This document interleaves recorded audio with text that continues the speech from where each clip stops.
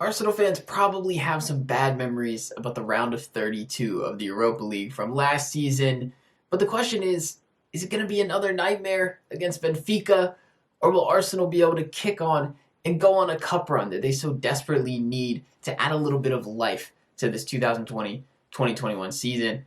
We're going to preview Benfica, what to expect from the Portuguese side, and what Arsenal will have to do to beat them coming up in this video on Pitchside with Parker. Oh yeah. I'm not the type of brother to play with. See a lot of people acting like oh yeah. All ball players sounding like haters. We the young kings of this generation, oh yeah. What's up, y'all? Welcome back. Pitchside with Parker. And yes, I know Champions League is going on.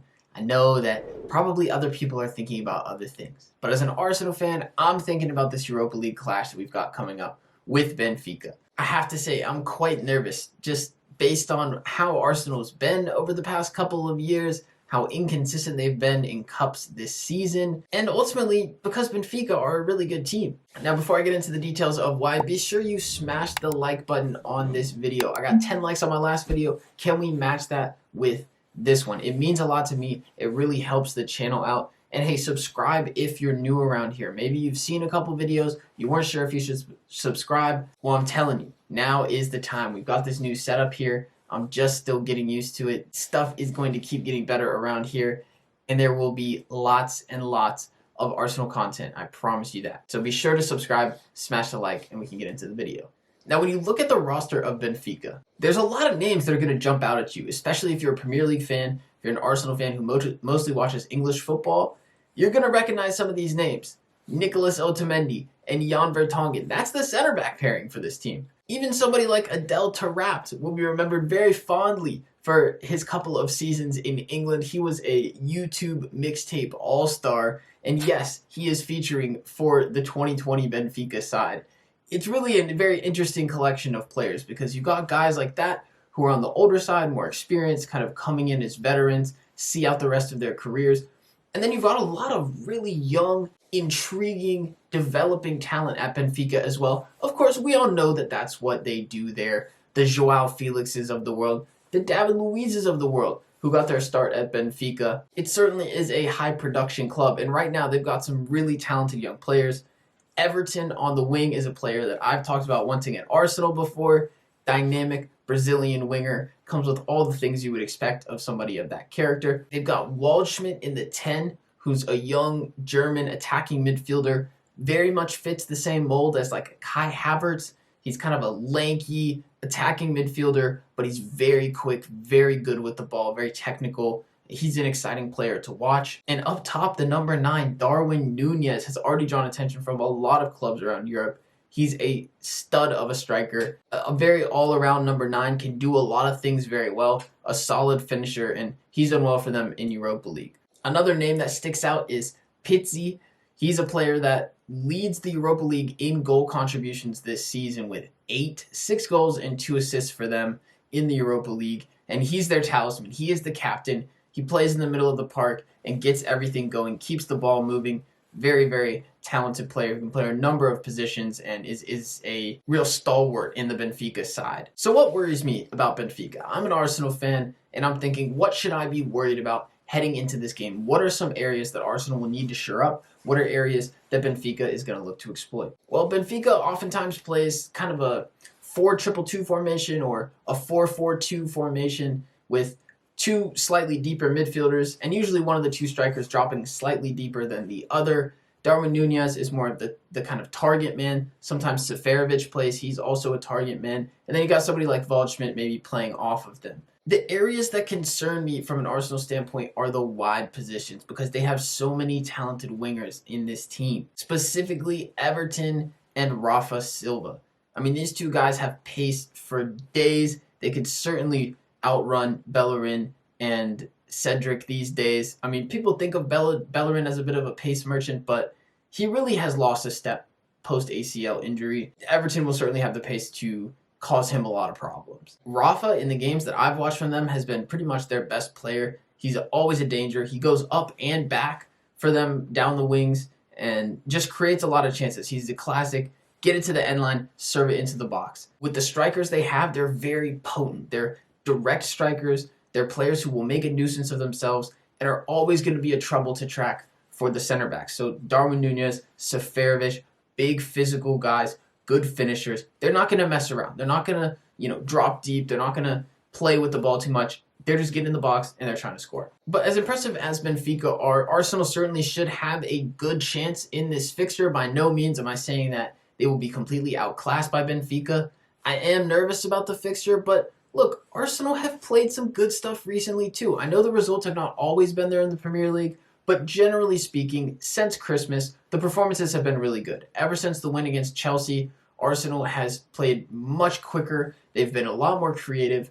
The presence of Smith Rowe has really brought life to the team, and now they've got Odegaard to play that role as well. That will be a tough decision for Mikel Arteta coming into this game, who to play in that number 10 role, and I will get to predicted lineups later in the video, and you can know what I think. Beyond that, Saka obviously has been so great for Arsenal. Even Nicolas Pepe, he didn't play in the last game. I didn't understand why he got benched against Leeds. Maybe it was just because of how things went the last time they played Leeds. Maybe Arteta was actually saving him for this game. Pepe has been our best performer consistently throughout the Europa League in the group stage. It was really he, Reece Nelson, and Smith Rowe before he got his chance in the Premier League. Those were the guys that were running the show. And so I do expect to see those guys in the lineup for this game. Maybe not Nelson, but certainly Pepe and Smith Rowe. And that brings me to an area that I think Arsenal can exploit from Benfica. When you look up and down the lineup, especially their starting 11, is really strong. And as I mentioned, they do have a lot of different attacking options to choose from.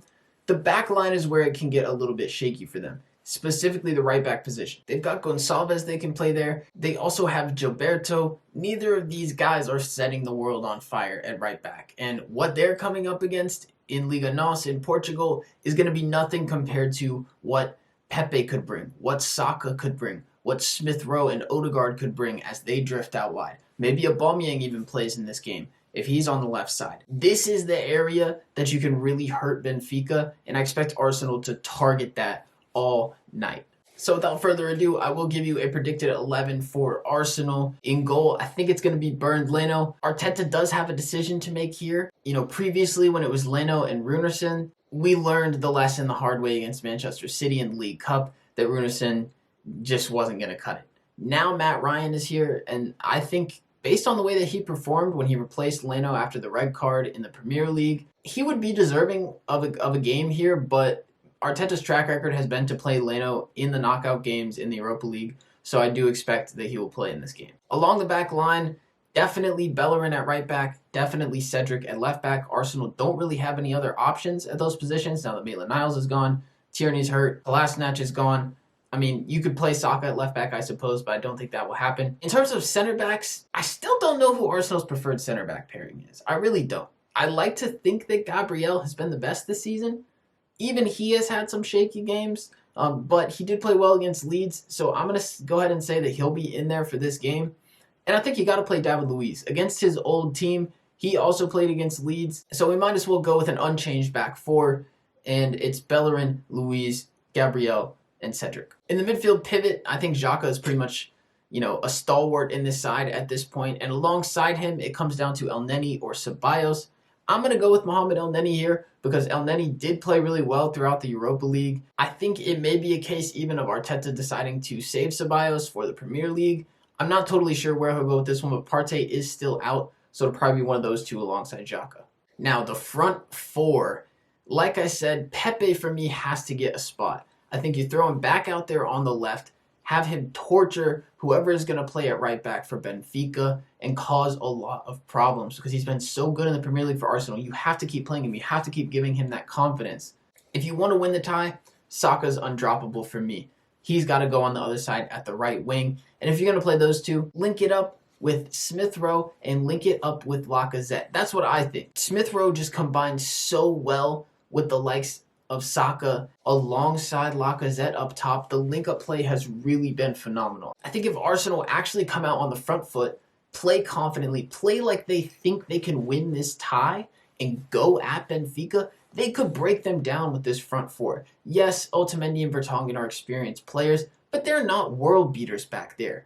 they are prone to mistakes as well. This has been the issue with Arsenal recently, is that there's this weak mentality, there's this loser's mentality that has been around for quite a while, and really, it just has never been the same since the old days of the Invincibles, where they showed up, especially on a European night, and they said, you know what, this is our turf, we are the better team. Yes, I understand we'll be playing this game in Stadio Olimpico, it's nobody's turf, but you get my point. I want to see it from Arsenal. I want to see them be aggressive here, and I think if you go with a stacked front four, Smith Rowe, Pepe, Saka, Lacazette, something will happen. And that still does give options for Arteta Sunday against Manchester City. It still gives you a chance to rest Aubameyang, to rest Ceballos, and play those guys in those games. So there you go. That's what I would go with for my starting 11. Definitely let me know yours down below in the comments. I think Arsenal have to go strong in this game. I still have a bitter taste in my mouth for the kind of 50-50 selection that Arteta went with in the FA Cup against Southampton. And because of that, this is the last competition that Arsenal really have a chance in this season. The league is long gone, maybe scratching at a Champions League spot, but even that is unlikely. The best chance for any type of glory, any type of pride this year is going to be in the Europa League, so we got to go all out in this game. The saddest part of it all is that I think even if Arsenal go all out, this is not a guaranteed fixture. Benfica is a really good team. They've got history in Europe, better history than Arsenal, in fact, and they will be taking this very seriously as well. As I said, I'm very nervous for Arsenal, but at the same time, if they really go for it and play how we know that they can with a strong starting 11, they should have a very good chance against Benfica. So that's all for this one. Be sure to leave a like on this video. Subscribe to the channel if you're new. There will be lots and lots of Arsenal content, men's and women's, all the time on this channel. Go back and check out my old content as well. I'm sure that you'll find something that you like. But that's all for now. Catch y'all in the next video. Peace.